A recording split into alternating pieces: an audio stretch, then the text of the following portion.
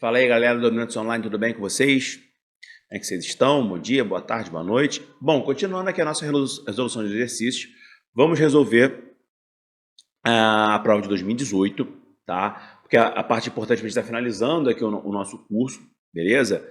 Já vimos a parte gramatical, agora vamos ver a parte de exercícios, como é que é a aplicabilidade de língua inglesa na prova do Enem. Bom, e galera, o Enem basicamente ele vai cobrar para você, né, o entendimento, né, da gramática e da interpretação de língua inglesa sendo aplicada a um texto, a um poema, a um romance, a uma reportagem, a uma tirinha, a um cartoon, uma propaganda. Tá? Então o Enem ele vai variar o tipo de linguagem, desde um texto um pouco mais difícil até um texto um pouco mais fácil, desde a questão de uma imagem, de um outdoor com algum texto, sem nenhum texto, somente com algumas poucas palavras. Tá? Então isso vai variar. Então nós estudamos a gramática ao longo de todo esse tempo aqui de curso, justamente para facilitar vocês, tá, a entenderem as estruturas sendo aplicadas à língua inglesa e dependendo de como for, tá, até você consegue ganhar mais tempo, que é o grande importante no Enem, porque é uma prova que tem muitas questões, né? Língua inglesa vem junto ali com a parte de linguagens, né? São 5 questões e é uma prova muito grande, né, com tempo relativamente curto. Então, ganhar tempo é importante, daí a importância de saber a gramática e a aplicabilidade da gramática relacionada às técnicas de leitura para o entendimento das questões. Então, vamos lá, galera. Bom, olha só. Primeira questão aqui. Lava May, creating showers on wheels for the homeless. Tá? Então, fala aqui de uma organização, né, que está criando chuveiros, tá, em rodas, em pneus, para os desabrigados. E aqui trata da questão da população de rua nos Estados Unidos, que é um problema muito grande, especialmente após a crise do subprime, a crise de 2008, né, do Lehman Brothers, né, essa população de rua aumentou pra caramba, né, tanto que hoje em dia a maior cracolândia do mundo é em Los Angeles, que é uma cidade ali bastante rica, a segunda cidade mais rica dos Estados Unidos, né, com 30 mil pessoas, que é um número que muitas cidades no Brasil não tem isso, né, que é a chamada Skid Row, né, e na própria Nova York, né, em Chicago, Boston, nas grandes cidades, né, São Francisco também, né, aumentou muito a população de rua, né, e talvez agora com a crise do coronavírus tenha aumentado ainda mais. Eu não tenho esses dados, mas eu creio que possa ter aumentado até mais, né, porque muitas pessoas perderam emprego, a economia teve um baque muito forte e tal. Bom, e aqui está abordando essa questão, tá, aqui, ó, começa aqui, ó. São Francisco, according to recent city numbers, has 4,300 people live on the streets. São Francisco, de acordo com os últimos números recentes, né, tem ali 4.300 pessoas vivendo nas ruas. Among the many problems the homeless face is little or no access to showers. Ou seja, um dos grandes problemas que esses sem-teto sofrem é o pouco ou nenhum acesso a banho, né? São Francisco has only about 16 to 20 shower stalls to accommodate them. Ou seja, São Francisco tem por volta de 16 a 20 instalações, né, de chuveiro para acomodá-los. Então, que trata da questão até da higiene, né, porque a higiene ela tem essa questão. São Francisco é uma cidade muito, muito quente, né? Fica ali na Califórnia, uma cidade de clima clima mediterrâneo, não é, obviamente, né, um estado mediterrâneo, mas é um clima parecido ali com a zona do Mediterrâneo, que no inverno é muito quente, muito seco, né? Então, todas as questões de saúde pública, sendo que nos Estados Unidos não tem, né, um serviço de saúde público nacional, então fica muito a questão dos estados e dos próprios municípios. Então fala aqui desse programa, né, que aconteceu em São Francisco para esse tipo de questão, né? Até porque São Francisco é uma cidade mais democrata, mais cosmopolita, mais plural, então esse tipo de questão é muito grande lá. Então vamos lá. A relação dos vocábulos shower, bus e homeless no texto refere-se a criar acesso a banhos gratuitos para moradores de rua, né? E aqui, por essas 3 palavras, shower, banho, bus, ônibus e homeless, né, sem teto, né, já estava aqui, dá para meio que entender pelo texto, creating showers on wheels for the homeless, ou seja, criando banheiros, né, sobre rodas para os desabrigados, né? Então, trata-nos dessa questão desse ônibus itinerante que levaria ali os banhos para essas pessoas que não têm acesso, que não têm residência, logo não têm um banheiro para poder de banhar, e assim, né, tem a questão ali de saúde pública e de higiene, né, que é muito importante para evitar a disseminação de várias doenças. Beleza, galera? Vamos lá para a próxima. E aqui mostra, né, dois garotos, e aqui tem um texto aqui, ó. Rapidinho, então, de novo, uma questão de uma linguagem visual com uma linguagem imagética, uma linguagem verbal. When I was 5, everyone told me to be a big boy. Quando eu tinha 5, todos me falavam para ser um grande garoto, um grande homem, né?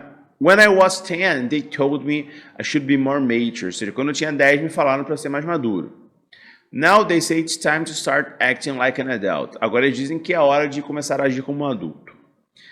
At this rate, I will be eligible for Social Security before I graduate from high school. Ou seja, a essa média, eu vou estar elegível para o Seguro Social, para a aposentadoria,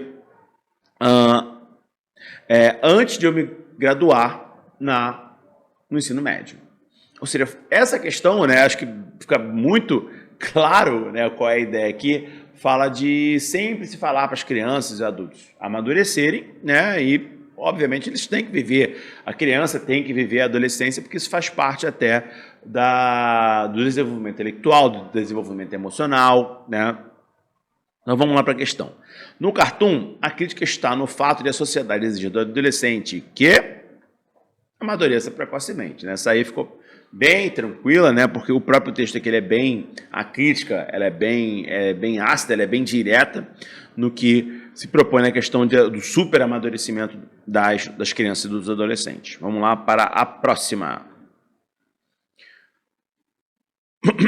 Bom, aqui é um texto de uma poetisa de origem indiana, a Kamala Das, que diz o seguinte: Don't write in English, they said. Não escreva em inglês, eles dizem. English is not her mother tongue. O inglês não é sua língua mãe, sua língua originária. The language I speak becomes mine, its distortion, its queerness. Ou seja, a língua que eu falo se torna minha, as suas distorções, as suas peculiaridades. All mine, mine alone, and it's half English, half Indian. Ou seja, minha, só minha. Isso, é metade inglês, metade hindi. Funny perhaps, but it's honest. It's a human and I'm human. Ou seja, às vezes engraçado, mas é honesta. E é humana, tá? Assim como eu sou humana. It voices my joys, my longings and my hopes. Ou seja, isso dá voz às minhas vontades, aos meus desejos e às minhas esperanças. Tá? É um texto que critica essa questão aí de um suposto, um resgate cultural, né? Questão ali, especialmente na Índia, isso é muito forte, né? Com o nacionalismo hindu, essa crítica ela é muito presente. Tá? E aqui vou pegar 2 episódios para mostrar para vocês essa questão. Primeiro, o assassinato do Mohandas Gandhi, né, o Mahatma, em 1948, por uma organização nacionalista hindu, a RSS, que agora voltou ali ao poder com as ligações ali com o atual primeiro-ministro da Índia, o Modi, né, que também tem essa questão de valorizar o indiano, né, esse nacionalismo hindu muito forte, né, que aumentou as tensões na Índia. Então há uma certa rejeição a tudo que é especialmente, né, de origem britânica e de origem muçulmana, que são as duas questões ali da questão do nacionalismo hindu. Então tem essa crítica muito forte, sim, sobre essa questão de valorizar a cultura indiana, ao mesmo tempo de não criar ali uma questão até xenofóbica, né? Que é importante a circulação de cultura, a circulação de ideias, obviamente sem o imperialismo cultural, né, que é uma questão que o Enem aborda bastante, mas por outro lado também não se fechando completamente a outras ideias que possam ali causar até divergência, um refrescor de pensamentos, né? Então vamos lá. A poetisa Kamala Das, que como muitos escritores indianos escreve suas obras em inglês, apesar de essa não ser a sua primeira língua. Nesses versos, ela demonstra consciência de sua identidade linguística, ou seja, ela fala que ela é de origem, né, índia, né, de origem hindu, quer dizer que a língua é índia, mas a cultura é hindu. Ela tem noção disso, mas ela fala que essa língua que ela escreve é dela, ou seja, que mesmo ela escrevendo em inglês, todo o sotaque, as divergências que ela vai ter com a forma cultural é dela, que isso faz parte dela também. Que isso não é uma desvalorização da cultura nacional, regional. Não, isso é uma questão dela de ter a própria versão dela, né, do que ela pensa da cultura nacional, da cultura, né, de origem britânica, mas que todas essas misturas fazem dela uma pessoa única, que esse seria o mais importante. Beleza? Vamos lá para a próxima.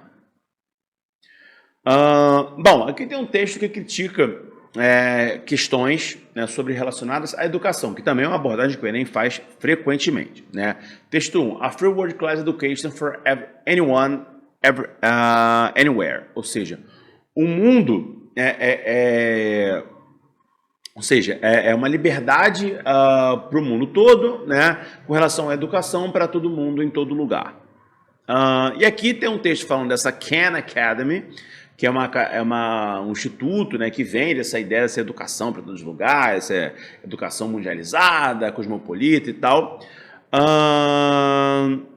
E o outro texto faz uma crítica com essa Khan Academy,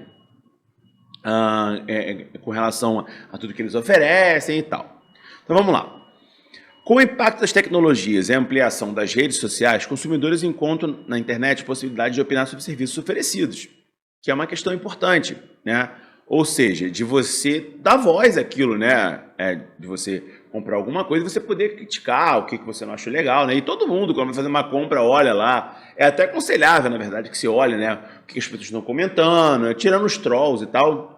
O que as pessoas falam, que o seu produto é bom, se não é, ou então se quando você compra um curso, o curso é legal, se o curso não é e tal. Então isso é importante, né? Então vocês falam um pouco disso. Com o impacto das tecnologias e a ampliação das redes sociais, consumidores encontram na internet possibilidades de opinar sobre serviços oferecidos.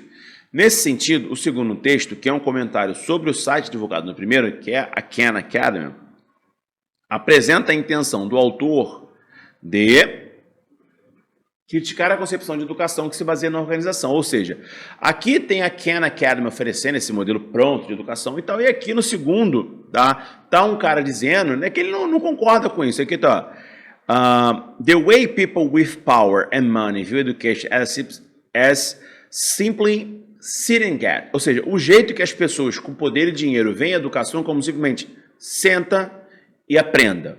E ele fala que a educação não é simplesmente isso. If your philosophy of education is sit and get, por exemplo, teaching is telling and learning is listening. Ou seja, ensinar é falar e aprender é ouvir, né? Ele vai criticar esse modelo, né? Que ele fala aqui, ó, se sua filosofia de educação é simplesmente sentar e aprender, né? Ele não concorda com isso. Então, ó, then Khan Academy is way more efficient than classroom lecturing. Então, a Khan Academy é o jeito mais eficiente de ensinar na sala de aula. Khan Academy faz isso melhor. Ou seja, se a sua concepção de educação de ser professor é simplesmente isso, a Khan Academy faz isso melhor. Mas, e aqui ele vai apresentar outra visão, but true, e aqui ele bota em letras garrafais chamando a atenção, né? Progressive educators, true educators, visionaries and revolutionaries don't want to do these things better. We want to do better things. Ou seja, ele fala aqui, verdadeiros educadores, progressivos, visionários e revolucionários não querem fazer as coisas melhores. Eles querem fazer melhores coisas. Então fala da construção não só da educação como sendo um aprendizado de fatos, fórmulas e tal, mas sendo um aprendizado de ser uma pessoa melhor. Que é a grande discussão sobre educação. A educação é simplesmente ter um legado intelectual ou é sobre desenvolver um pensamento crítico e ser uma pessoa melhor, tá? Que é a grande crítica aqui que ele fala, obviamente, tendo aqui como opção que ele vai criticar essa educação que se baseia simplesmente numa organização, professor falando, aluno aprendendo, e ele fala que na concepção dele, se for simplesmente isso, a Khan Academy oferece algo melhor, mas ele não concorda com isso, ele acha que a educação é algo muito mais amplo para formar melhores pessoas, não simplesmente pessoas com determinado saber em determinada área. Beleza, galera? E aqui vamos para a nossa última questão, tratando sobre o livro 1984, que é um livro cobrado pra caramba. O George Orwell é um dos autores mais citados, e aqui é um autor citado, né, nas mais variadas obras do saber. Ele já foi citado, obviamente, em história, já foi citado em geografia, em sociologia, em filosofia, em português, aqui em língua inglesa e até em biologia. Então, o George Orwell ele é multi-citado, inclusive recentemente a prova da UERJ, né, a Stodoc do Rio de Janeiro, cobrou, né, o texto do Orwell, o 1984, que é o mais famoso deles, né, sobre isso. Então ele é muito citado, então é bom conhecer, e eu diria até que é bastante recomendável conhecer a obra do Orwell, concordando com você com ela ou não, porque é um autor frequentemente citado. Então aqui fala sobre esse livro aqui de 1984, tá falando aqui um breve diálogo, né? It's your opinion, Winston, that the past has real existence. Em sua opinião, Winston, o passado realmente existiu? O'Brien smiled faintly, ou seja, o O'Brien sorriu de maneira disfarçada. I will put it more precisely. Vou pôr de maneira mais precisa. Does the past exist concretely in space? Existe o passado? O passado existe de maneira concreta no espaço? It's there someone or their place, a world of solid object that the past is still happening. Ou seja, existe algum lugar, né, ou algum outro lugar, um mundo sólido que o passado ainda está acontecendo? O cara responde, no, não.